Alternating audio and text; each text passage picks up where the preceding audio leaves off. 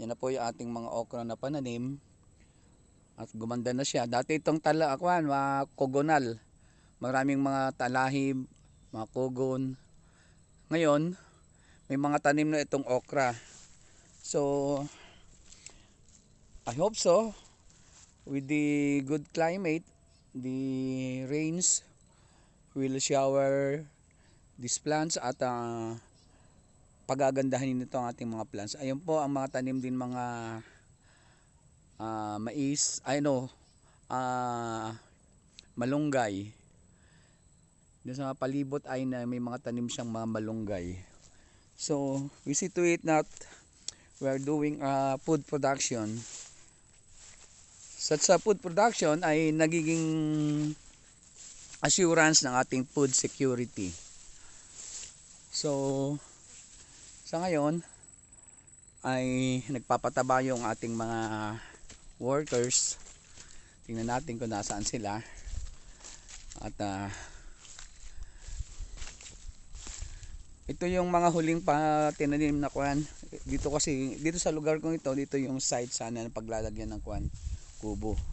Hindi pa maasikaso. We are still in the process of developing, planting, and improving the lands itself. Ito po yung mga mais. Medyo naantala ang pagkatatanim nito. We don't know the reason behind, but we see to it that through fertilizer ay mapapaganda niya ang ating mga pananim. And aside from that, we will spray amo likewise para lalo pang gumanda yung mga pananim ng mais, yellow corn. Although hindi siya kasing ganda ng mga nauna ng mga mais, but then we hope so makakahabol din siya. Ito naman po yung ating mga sitaw. Ayan, meron siyang mga talong na ilang rows din yun na itanim nating mga talong. We hope so na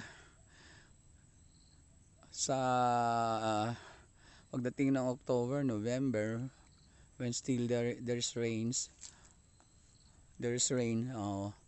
ay mapapaganda pa lalo yung ating mga pananim, magiging source nito ng ating food, vegetables. Considering na napakamahal ng ating mga bilihin ngayon, and we see to it that such planted vegetables will be a source of income, a good source of income. So lilipat po tayo sa maisan, magkukan muna tayo.